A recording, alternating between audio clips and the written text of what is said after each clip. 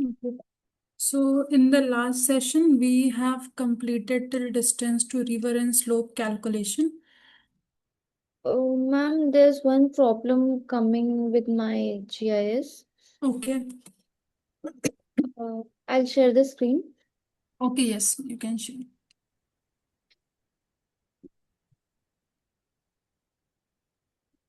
Ma'am, this panel, I want this to be below the layer, but this is not adjusting. Mhm. This Python console. Okay. So can you click on that just before the cross icon on the right of this Python console? Go to the extreme right. No, no, This not there. Come little, yes. Select this one, the minimizer one. The first icon before the cross. In the top, yes, this one. This will pop out. And now select this and bring down. Yes. Bring down and one. try to adjust. You'll get the option to Okay. fix it. And ma'am, this one also, this Okay, there's layer. no map window coming for you, right? The map window is missing. Yes, ma'am, this is the layer panel. Okay. Just do one thing, close this also. Close this layer panel, close this Python console, close everything. Okay. Hmm. Now go to the, in the top, you'll have something called view. View. Yes, ma'am. Panels. From the view, go to the panels and then, Layer panel. hmm,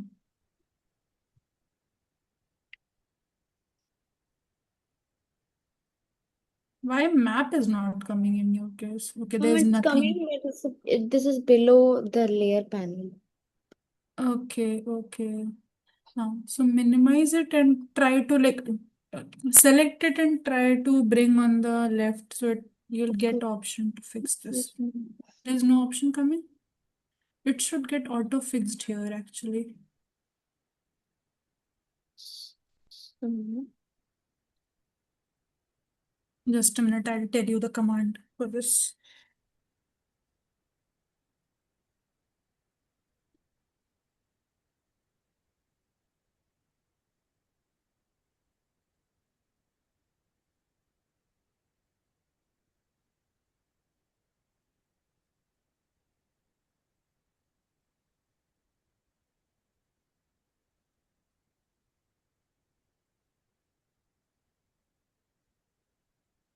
Can you select the layer? Don't do it like this. Select the layer and try to like move it around. You'll get the option as a highlight. Select the layer part. Don't select the map.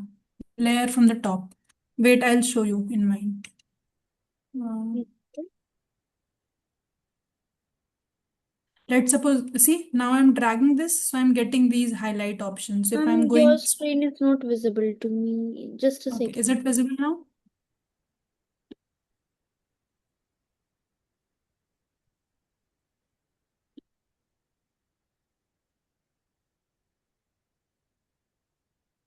Is it visible now? Mm, it's mine only. I should stop sharing the screen. Yes, you should stop sharing yours. Okay.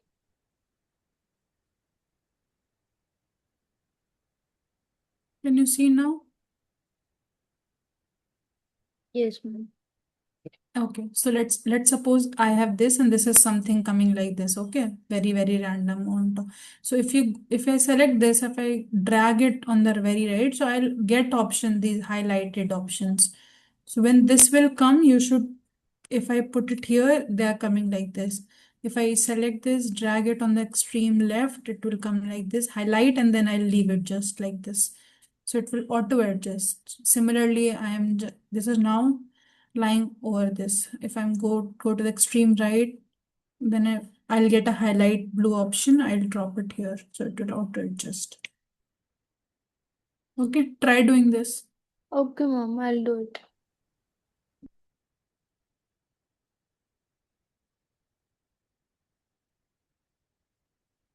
Okay. So we stopped at distance river. Now we'll go to there were total 6 parameter that I was creating. So from the DEM, I created slope. From river shapefile, I created a distance to river raster. And then from the DEM again, I'll create a flow direction. Have I completed flow direction in the last session? Yes, ma'am. Okay, so the flow direction is also completed. So the now the two things are left. I'll show you. Which was main thing was resampling was left, as I was mentioning that LULC and the rainfall chirps data and the DEM, all three are in different resolutions. So I have to make sure that they are in the correct resolution before I do the reclassification. So for that reason, I have to do the resampling of LULC raster file that I have. If you don't do, if you have all those things in the same resolution, then you can skip this particular step. But in my case, it is not, because I have downloaded the LULC. Sometimes people create the LULC. So in those cases, you don't need to do that. Okay. So we'll start with the resampling. What data for LULC you are using, Madhubala? Ma'am, the one you provided. Okay, the one I provided. Okay, fine. Then we'll go in the same manner. So we have these three files: dem underscore clip file, rainfall underscore clip file, and LULC underscore clip file in the clipped folder. So I guess till this part, we all are in the same page. We have created the base. We have created the paths for dem, rain, and LULC, where we have loaded all three TIFF files. So this we have done multiple times. So I'll just skip this part. Then I'll create an output folder now, because I'm creating an output folder where I want to put the inputs. In the last session, like distance river as well, I have created this model input folder where I put the distance river. For the flow direction as well, I have put it inside the model input only. Similarly for the resample, because these are the final parameters that I'll be putting, so I'm putting it into model input folder only. So we have defined the folder for the model input directory. If it's there, create it. Don't create it. If it's not there, create it. Then output paths. So I am creating output paths for elevation, rainfall, and LULC. Why I'm creating for elevation? Because till now my dem is in this name, dem underscore clip, because I am putting it in this model input so that I can just load all the 5 parameters or 6 parameter from the same folder. I'm renaming it and putting it again in that folder. Where I have defined the output paths.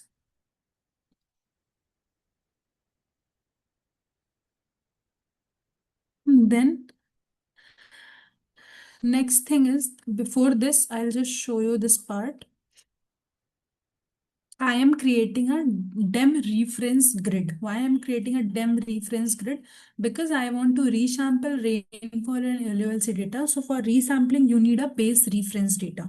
In our case, we are choosing DEM as the reference data. So as we did in the last session, I have loaded the DEM layer as DEM clip using QGIS raster layer, because if you want to fetch any information from the layer, then you have to load your data first. Okay. So I have loaded this data, and then I have checked if it's valid or not. Then if it is valid, then I am extracting the extent of that particular layer. Why I am extracting the extent of that layer, we'll see. Later I'll use that. From the extent, I have delineated dem underscore layer dot extent is the function that we use for delineating the extent of the data. From that, I found out x minima, x maxima, y minima, and y maxima from everything from the extent. Once I get this x minima and maxima, y minima, and y maxima, then I again delineated width and height of my data, dem layer dot width, dem layer dot height as well. Now I want to have the resolution values, because I have to create a reference, get a correct resolution for my data. I know that the resolution is 30 meter for this, but I am finding out the values in X and Y so that I can have that as a reference for the resampling. For that, you need X resolution and Y resolution. So I'm just deducing it from the data itself so that I am not putting any wrong values in terms of even point or decimals. That's why. How do you calculate X resolution and Y resolution? Simple formula: X max minus Y, X max minus X minima divided by width. Y max minus Y minima divided by height. This will give you resolution for X and Y. Then this is just the, I'm having extent in strings. Why I'm having this extent in strings? I'm just formatting it like this because for my printing, I want to print it. Otherwise, you can skip this part. This is all the information, basic information I am printing so that I know that I have extracted the correct information from there. So I'll just run this much first. Ma'am, why did we created like X and Y points and the maxima and minima for the layer? Okay, so I am finding out the resolution in the X and Y because I have to resample. So for resampling, simply what I'm trying to do, I'm trying to have a new resolution for the raster, for the LULC and the rainfall data. So I am taking DEM resolution as a reference. Though I know that the DEM resolution is 30 meter by 30 meter, but I am finding out also from my data and then calculating the resolution XY, and then I will be using this X and Y resolution while I am doing the resampling. Okay? Ma'am, so that every layer should be in the same resolution. That is, Yes. Correct. Because if your data is in different resolution while you are doing the weighted overlay, how it is calculated in the how weighted overlay works. In weighted overlay, we put 5 rasters over one another, we stack it together. Basically, it is a pixel calculation, right? How much pixel are lying over each other. So for if you are doing the weighted overlay, means your pixels should lie exactly over top of each other. Then your pixel value, on the basis of those pixel value that you are stacking over one another, you are finding the weighted overlay output.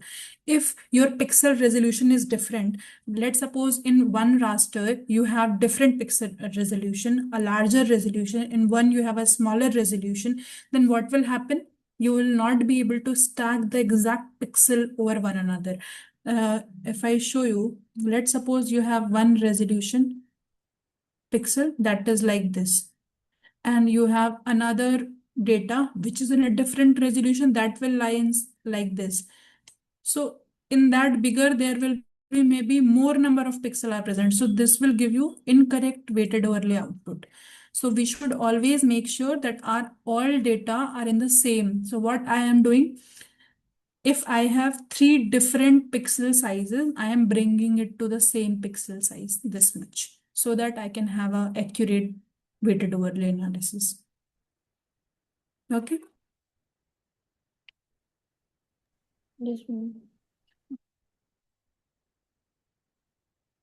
So if I run this, you can see that now I am getting output DEM reference grid. Coordinate system is this much, width is this, height is this, pixel size is 29 point this. Now you can see that if I just directly write X resolution and Y resolution as 30 in raster data, even the point make difference, correct? So I have to calculate the exact resolution. That is why I am using the formula for the X resolution and Y resolution, and then I'll use this while I'm doing the calculation. So pixel X and pixel Y, X and Y resolution that I delineated from the DEM data is this one. Extent I got this, and then we'll use this while I'm doing the resampling. Ma'am, if I'll be having all the data in the same resolution, I don't need to follow this step. Yes. No, yes. In that case, you can skip this particular step. This is just the pre-processing steps needed when you have to resample your data, when it's necessary. Okay. So there are few methods, different methods for doing the resampling. You can choose as per your requirement, as per your study, and as per what you know. So for now, for the interest of the exercise, because I am not focusing on what are different methods of resampling, I'm just telling you how to resample using the code. That was my agenda. So I have used a very basic method for resampling. That was bilinear method and nearest neighbor method. Bilinear I chose for rainfall, because rainfall was the continuous data. Continuous, there was same rainfall based values. So bilinear is preferred for doing the resampling for a continuous data. Whereas for a categorical data, nearest neighbor is preferred for categorical data, because on the basis of what is the value of the nearest pixel, that is assigned to that particular value, and that is how it resamples the data. So that is why I've choose two different method. The only thing that was different is how what you are defining inside. It is same as what we were used in the very first session or the second session for the reprojection of the tiles. That was war warp reproject was the same tool that I used for the reprojection. So one thing again, right now I'm telling you these steps in like bits and pieces, but you can now see that while you were doing the reprojection, at the same time, if you know that your data is in different resolution, so you can do the reprojection and the resampling at the same time. As you can see that these all are same input that we gave while we were doing the reprojection, and the tool is also same while I'm doing the resampling as well. The only thing that is different now, earlier we haven't wrote anything in the resampling while I was doing the reprojection. I just gave the target extent CRS, but right now I have to focus on the resampling. So I am defining the resampling values as well. So for bilinear, we use 1, and for I'm using 0.1, and for nearest neighbor, I'm using this point. That if I don't have to resample, I'll just write none. As you can see, in no data I wrote none, in source CRS I wrote none. Target CRS I have passed, dem layer, the layer I loaded dot CRS, means whatever is the CRS for dem, you should give the CRS to this particular output. Rest everything is same. Target resolution, I have passed X resolution here. And then target extent, I have passed the extent string that we calculated from here. Extent string, so I have passed that extent as well. Target extent CRS, dem layer.crs, this multi-threading false. These are some extra inputs. We don't want it right now. Output, you just pass the name of the path that you created for the rainfall, that was this rain out. Similarly, for the categorical data, means for our LULC, everything is same. You have passed the input, target CRS, resampling 0, and then this output this much. This will do the resampling for your LULC data as well. Rest everything same, just loading the output and displaying it on the map. If I run this whole thing, it will just resample, nothing extra. Resampled my data into the exact pixel. Now all the data are in the same resolution. Is this clear? Do you Yes, want to ma'am. perform this? Should I share this? Yes, ma'am. Okay.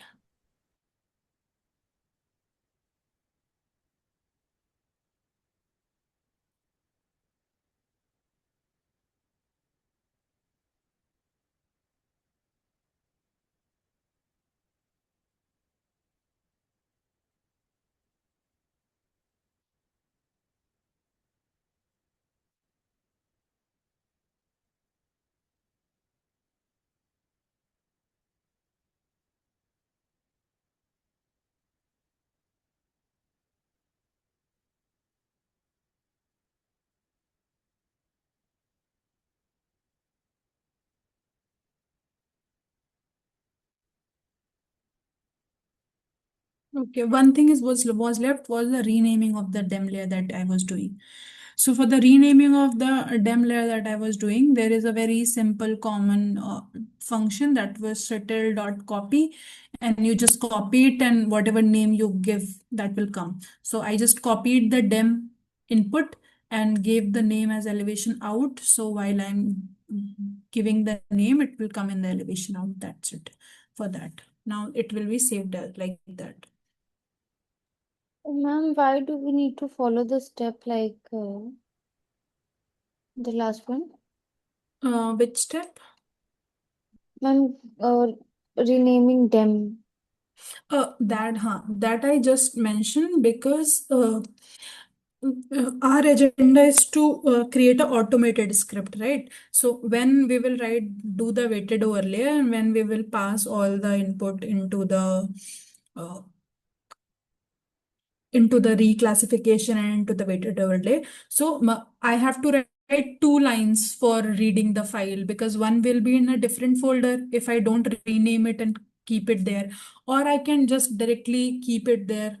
That is also the you can move that file, but while you are doing the automation, you cannot move that file. So if I have to put that file in a different folder, so I just renamed it. It's not like that you need to do the renaming. I wanted to show you how to rename the file in an automated process and put it in a same folder so that you can automate it from the same folder. Because while we will be creating a complete script for all these 5, 6, 6, 8 scripts that we created, at that time we'll only create 2 or 3 bases maximum, and then we will create on folder paths and everything. So I need everything to be structured. So I cannot miss elevation from that model input folder, because once I'll be giving that folder path for the reclassification for weighted overlay, I want everything to be there in that folder, because otherwise for them I need to move to a different folder to fetch the file. That was the only agenda, nothing else. Okay. Okay.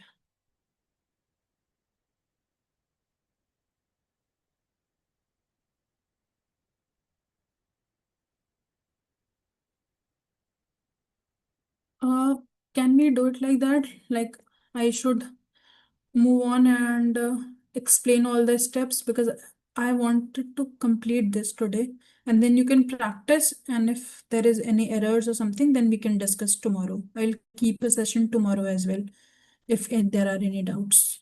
Yes, ma'am, we can do that also. है ना? Okay. Okay then. So but since we are done with the resampling, so we have all the I'll show you in the folder as well. Since can you see my folders? Yes, ma'am. Okay, so this was the folder that I created. In the process, we are keeping everything. We have now model input folder with us.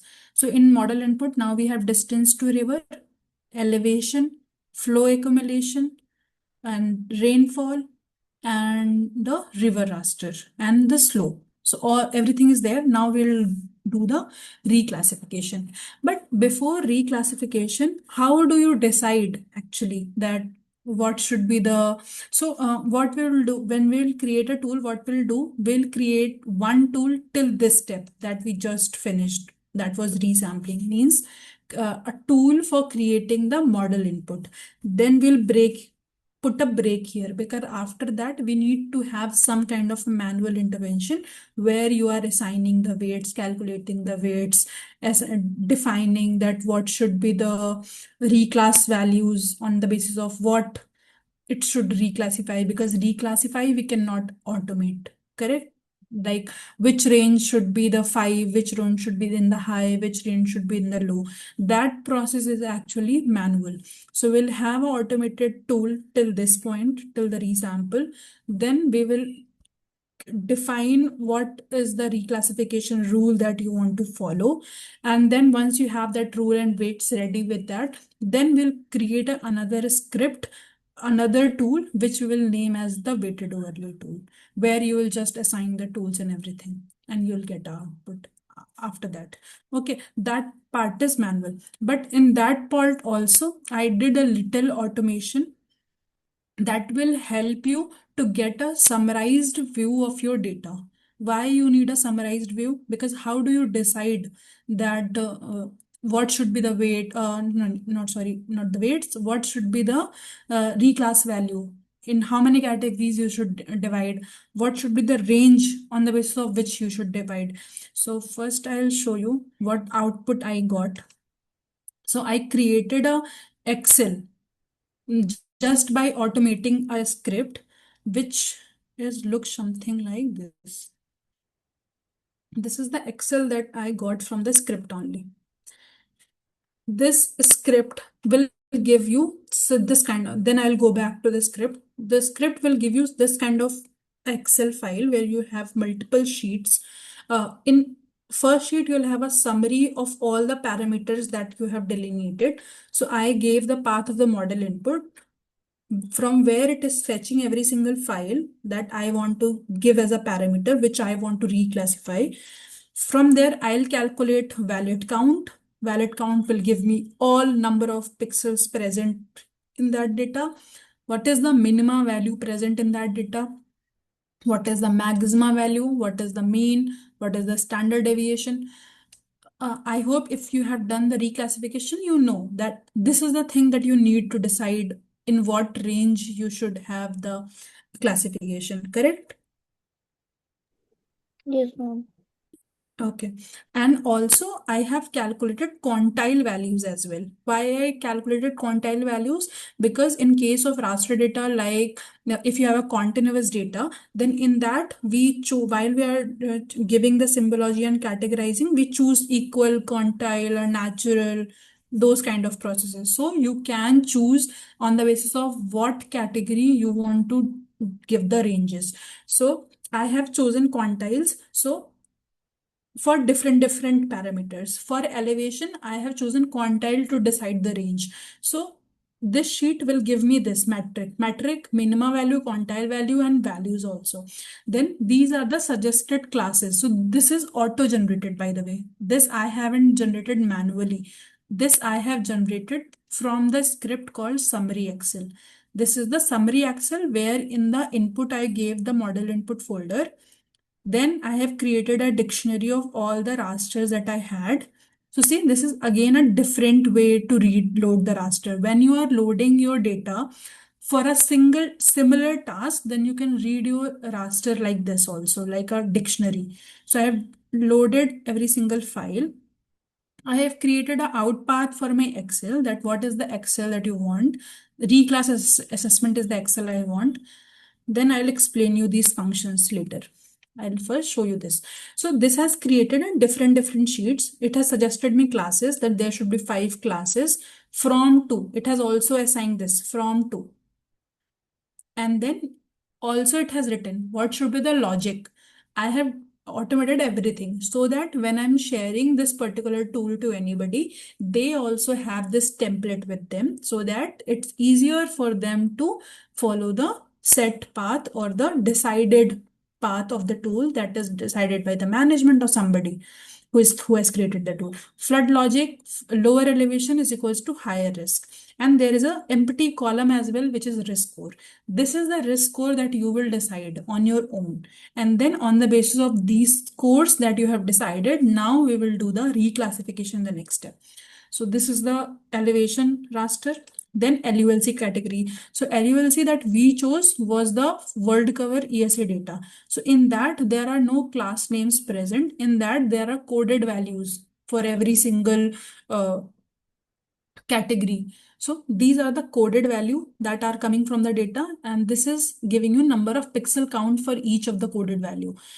Empty column we have class name because class name was not present in the raster, and then it has given a column flood risk score 1 to 5 means we have to give a score of 1 to 5, that we want to code which category as low, which category as high, like that.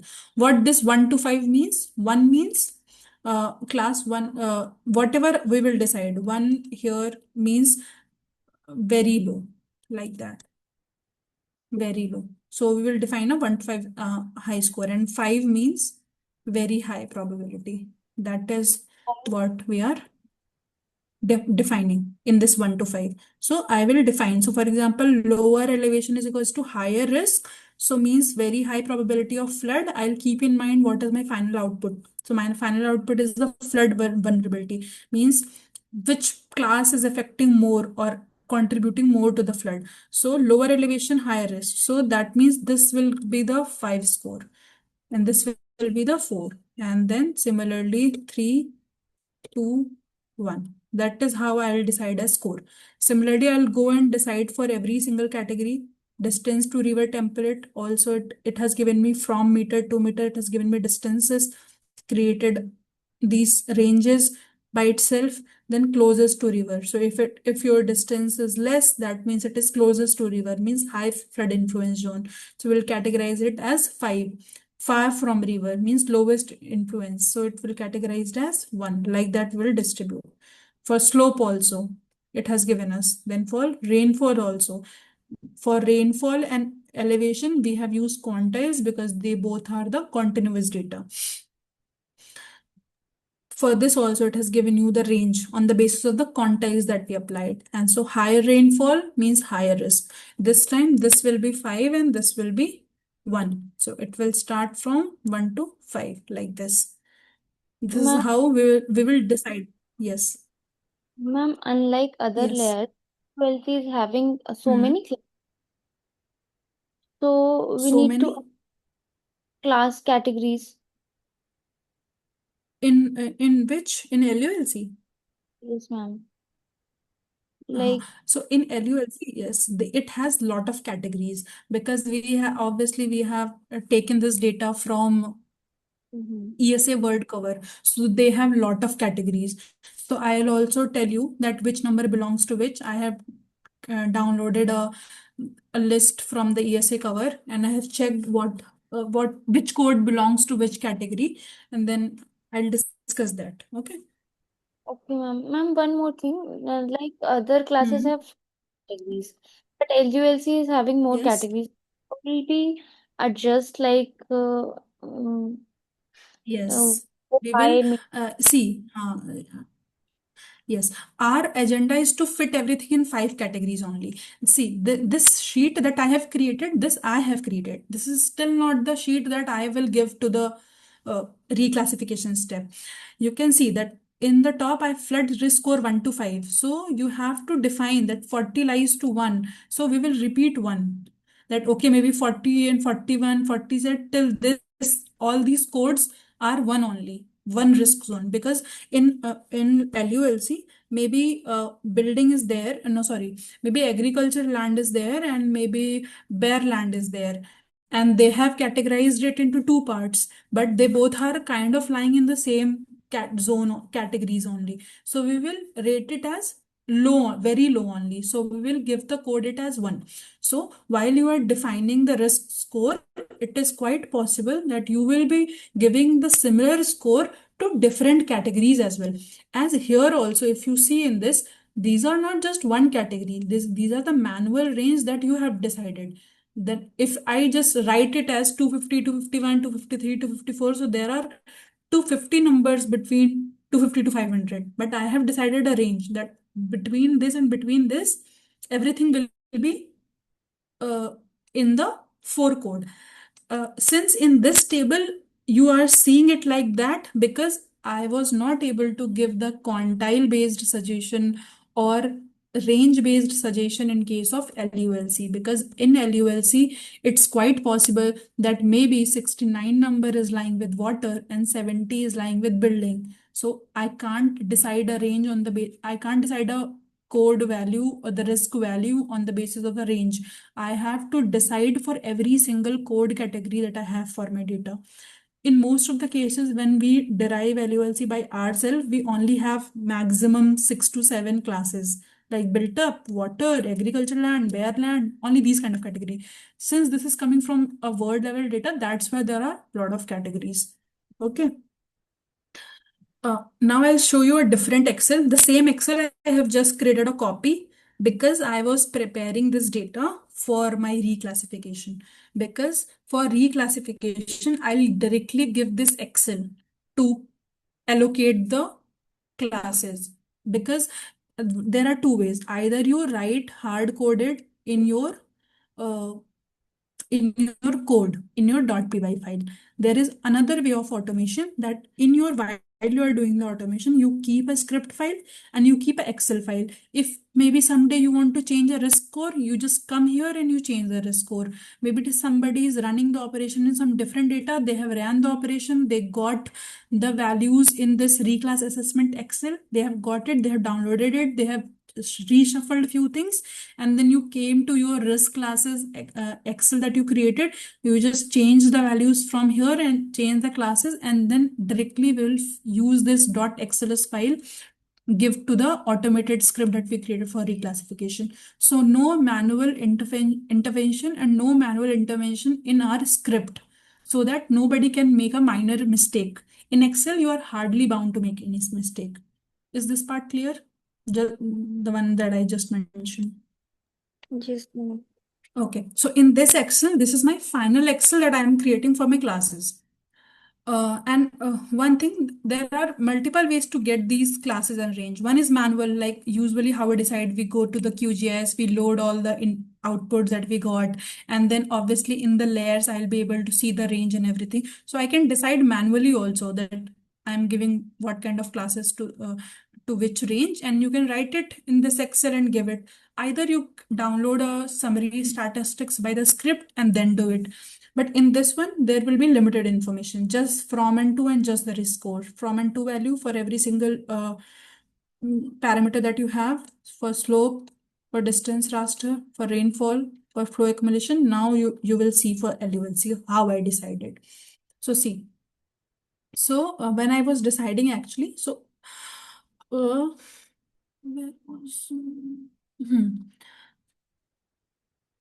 so this 89 to 95, this is lying, this 90 to 95, these codes are related to different water-based categories of LULC that they have.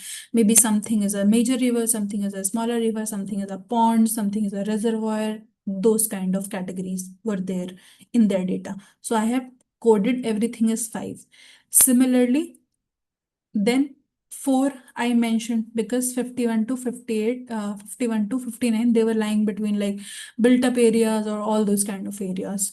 Then 1 I coded from 76 to 89 because they all were vegetation. So it's highly unlikely that places where vegetation is there will be any kind of a flood, or it will be very less contributing factor to the flood, because vegetation areas always hold the water together. That's why. So this is how you will define. Now we have given a similar risk code. So while I'll give this Excel to the reclassification process, so it will fetch the value, fetch the risk score, fetch the value, fetch the risk score. That's how it assigns. Here I have given range, so it will fetch it like a range, that like from 0 to 250, it will assign a risk score of 5. Whereas for LULC, it will fetch one by one for every single code value, right? Ma'am, so we need to do it manually for LULC, like Yes, the risk score, you have to do it manually. Obviously, this is also you are doing it manually only, right? yes, ma'am. So this score process you have to do manually, because scores can be different as per what data you have, and they have to be the expert based opinion. They cannot be automated until unless there is a set process decided by something. So obviously in that case, you can have all these things hard coded in your file only. And also, like, this is the Excel that you have created. You keep this Excel in your folder, you run your tool. In that case, it will auto fetch until you change in this file. So it will be automated, but at least one time it will need intervention from your side. Okay, ma'am. Mm. So after exporting the Excel files, Hmm. need to perform this manually and then the later process. Yeah, so I have two Excels. This one I got from after the download. I'll create a copy of this. First time when you are doing this, you will create a copy of this, and then you will give your think it through. You will have your opinion now as well, because this can change as per the areas. If there is flat area, maybe there are different ways to decide which is more contributing factor in risk score. They keep on changing these parameters. So once you're decided, once you're ready with everything, then obviously you will put it in your final Excel that you will link to your reclassification step. And then once this is ready, then we'll move to your script. Okay, and this is just one-time process. Maybe if you don't want people to change you, if you want to test different data in the same parameters, then in that case, obviously you don't need to do this manually. One time you have set these things, these ranges and everything, you are good to go. You cannot edit, you don't edit it. But it's highly unlikely that you don't edit this, because as your data changes, these ranges will change. So obviously your values will get changed in this Excel. Yes, ma'am. Okay. Okay, now we will see for this summary Excel.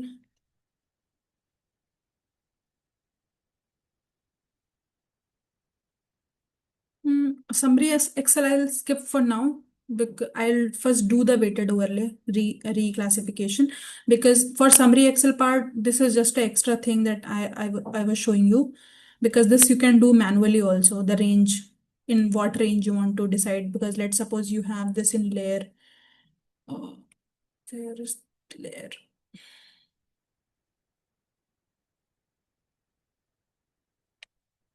Yes, let's suppose you have this rainfall, you can see the ranges here, right? So you can check this from here and then accordingly decide, or you can go to the properties, symbology, classify, if somebody is using uh, continuous, equal interval, quantile. Let's suppose we are doing it on the basis of quantile, you get ranges from here as well. Like what are the values and everything, classes, you can define and copy paste in your Excel. So that's why I'm skipping this for now, but I'll cover this afterwards at the end. Let's suppose your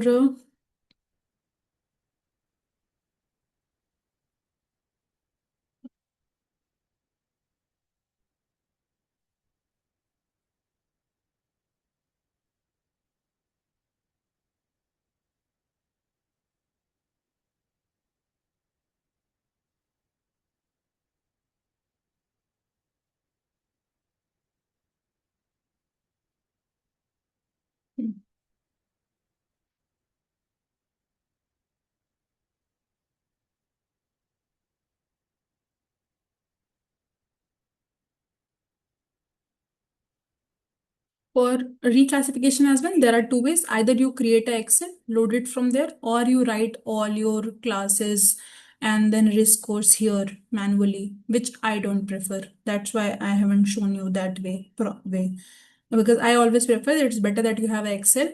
Every time you want to change anything, you just go and change it in the template and come back to your script. Okay. So for reclassification, our imports are same, nothing is changed.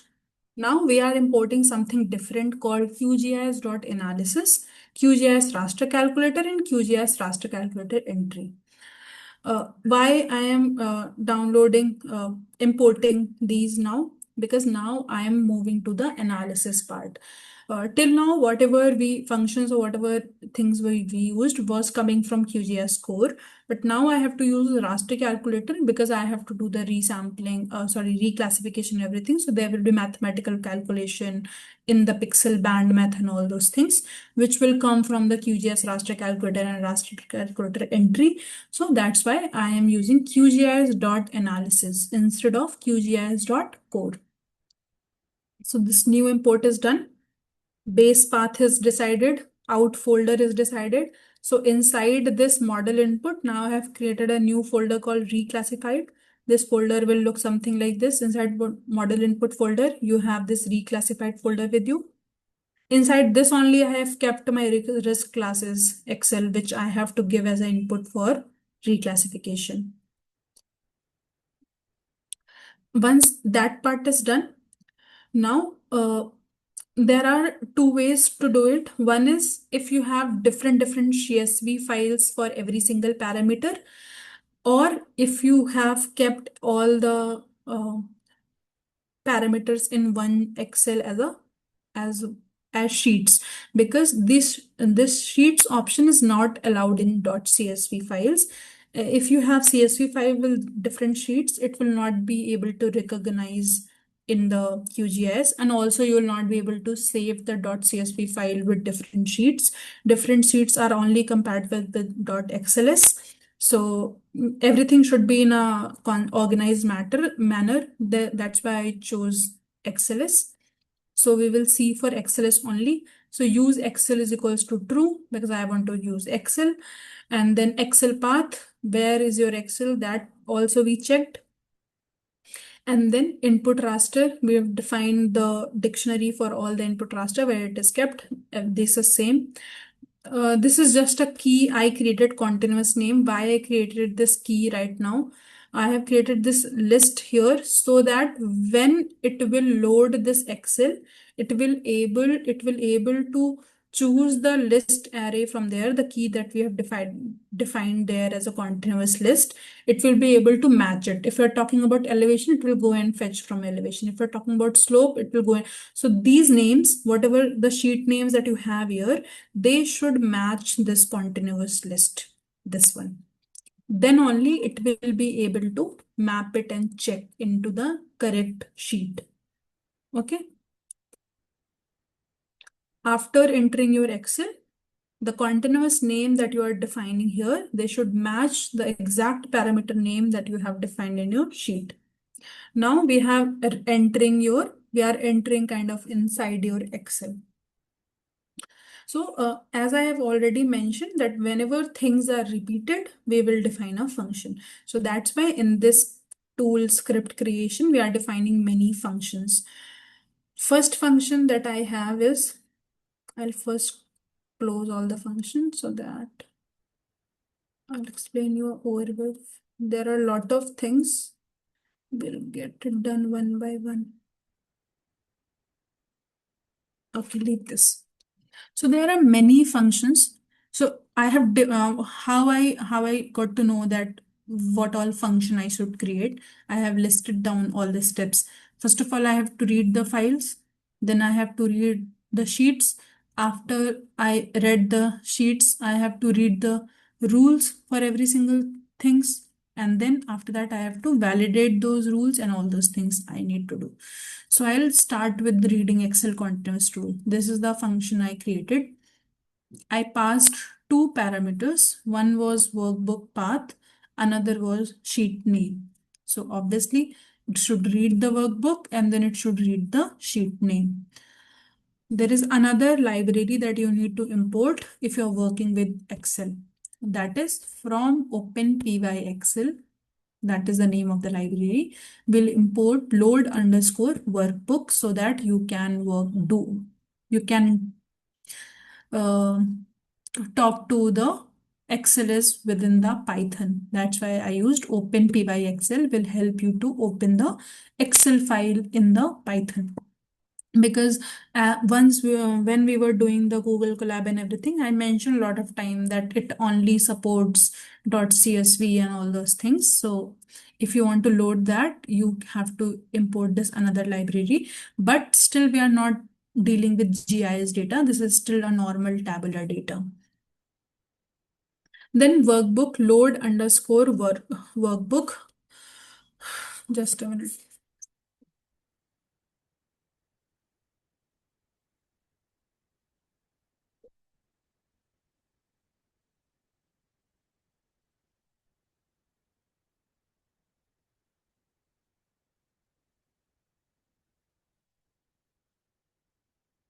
Okay, so then I have defined a variable called workbook and another variable for sheet.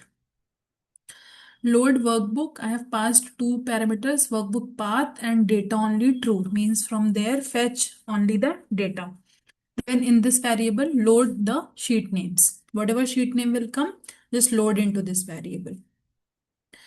This is the kind of list we are defining for that rules.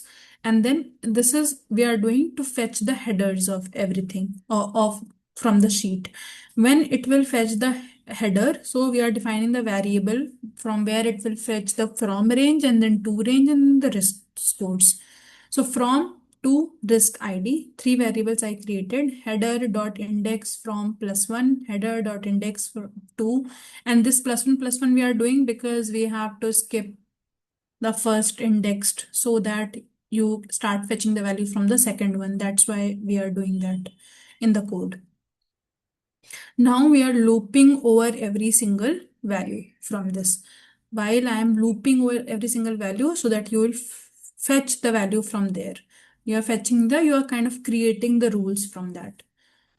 From value ws sheet dot cell row comma from idx dot value. Loops we already discussed a lot of time, so I'm not going into the detail of loops. Try to do this and try to practice this. If you feel that you need a little more explanation of this, then we'll do that later. I fetch the value from the loop, and then we have also checked if from value is none or to value is none or is value is none, then continue so that our code doesn't break in case there are some empty values. Rules.append float from value, float to value in risk. We are just making sure that our data is in correct data type. This from and to value should be in float and risk value should be in integer, and return the rules. So it will give you the rules, and whatever for every single sheet it will fetch and have the rules and save it in this particular list.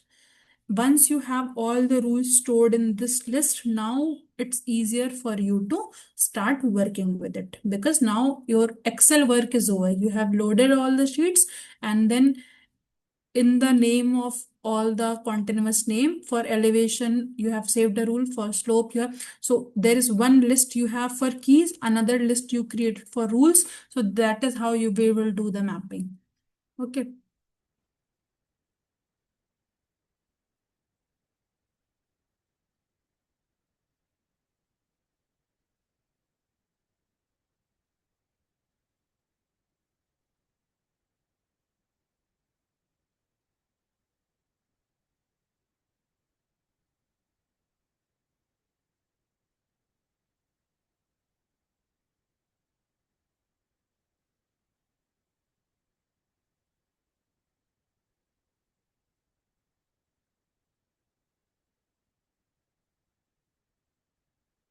There is a separate function I created for LULC. Why? Because for LULC, there was nothing like from and to. It was only the value and the risk scores. That's why it is different. The whole function thing is same. The only thing what is different here is this. We have defined only two variables. One is read the value, read the score, and then we are looping over values and scores only. Once you have created the rules, now what we'll do, we'll validate if the rules are correct or not. So we have created a function for both the rules that we created. So validate continuous rules and validate LULC rules.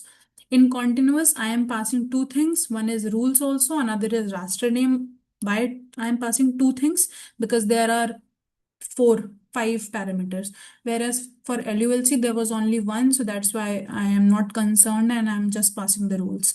If not rules, raise exception, no LULC rule found. Just we are kind of making a check in between that, okay, fine, all rules are perfectly read from the Excel file.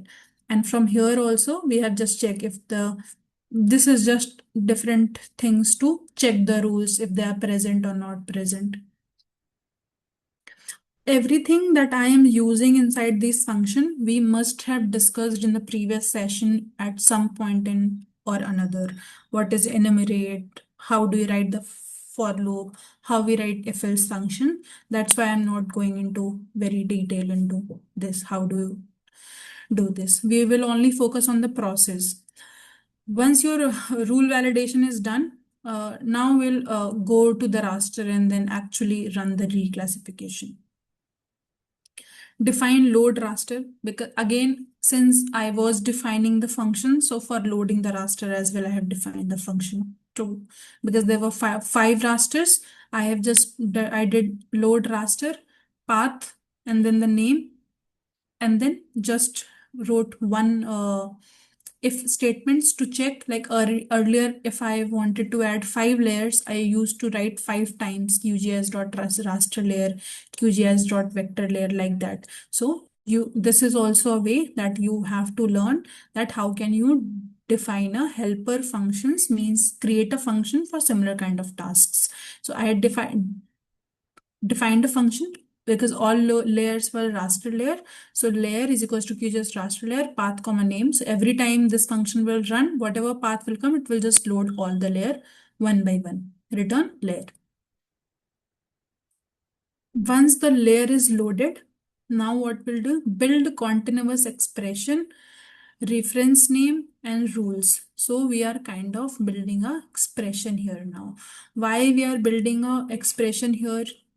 Because for reclassification, we have to build a expression. Parts, and then for from value to value, risk in rules. In rules, there are 3 values for every single layer. In the part list, we are kind of appending and creating the expression. So reference name @1 greater or equals to from value, and reference name less than to value. Multiply by risk. That should be the expression that we are building. I am leaving this as a question that why I am using this expression, because I know that you must have used the reclassification, or how do we reclassify.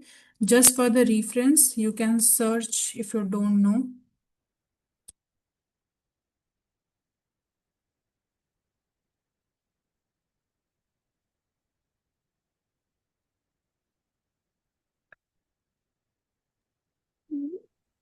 So if I open this reclassify by table, this is, you can see range boundaries that we set here. There are multiple ways how do you set range boundaries. That is what we are doing here. We are deciding on the range boundaries. Okay. So once you have defined the range boundaries for every single layer, just for the LULC, we have to define it in a different way. Reference name is equals to 1. @1, why we are doing this? Because whenever we define a variable here, want to fetch the name of the variable, then we write it like this. That's why I'm writing it like this. And also another thing why I'm writing this is, if your TIFF file are always in band format. So from that TIFF file, which band you want to read? Because in some cases there can be multiple band, but even if there is one band, you need to define that I am reading first band from my raster data. That's why we are choosing @1 here. That from this file, read the first band. This is just building the expression for LULC and for rest of the raster data.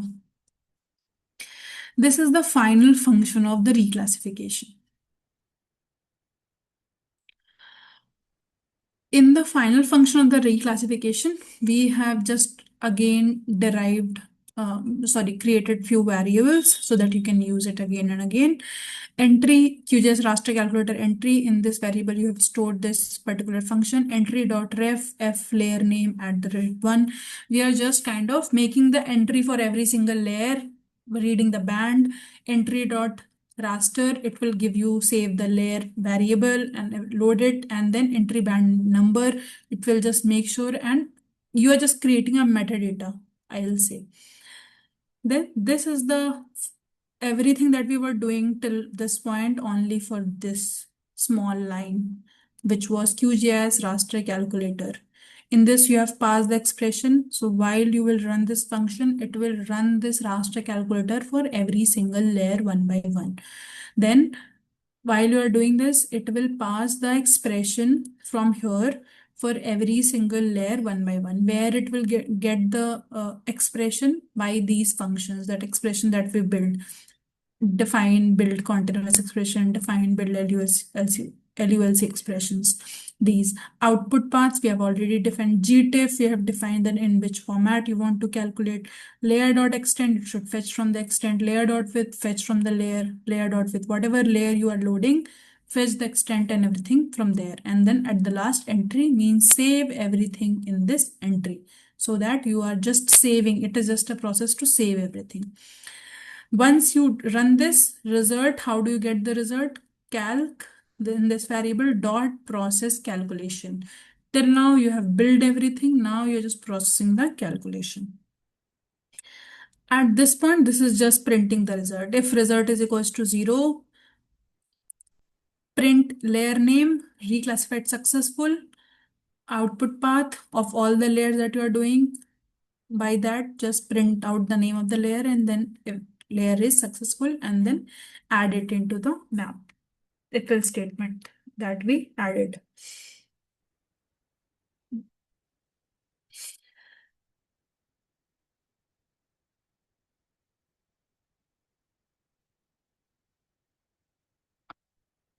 You can skip these two functions. This is just to get the print the rules that we used, so that we are also printing the expressions and the kind of rule that we built in between to know that if it's correct or not. So this is how you will reclassify. If I'll run this reclassification, I'll get something like this in my output, reclassified output, like this. All the parameters are reclassified. Now you can see that everything is now from 1 to 5, 1 to 5. This is also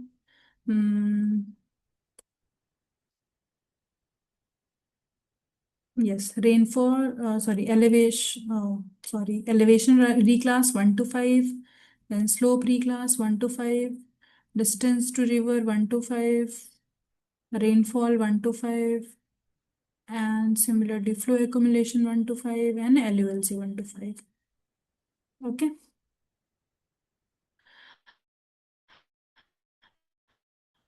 Okay. Now only the very last part is left in this. I hope we'll complete that tomorrow. No, not I hope. I'll just have a session tomorrow also. Because I will not be available for the 3 days on 6th, 7th, and 8th. So I want to close this. Only thing which is left is this. I'll explain what is there in summary Excel and then what is in weighted overlay. Today what I'll do, I'll upload this whole script file folder. I have already created this. So I'll upload this in that. So tomorrow, if you get time, it's a Sunday also, try to do a recap of everything, all the script. I'll just show you.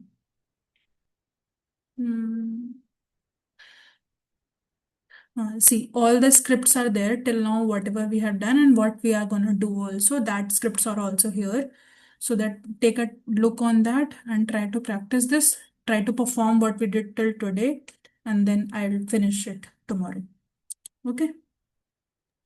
Okay, ma'am. And like if there are any doubts also in this reclassification, these functions and everything, we'll clear it out tomorrow. Okay then. Good night. Good night, ma'am.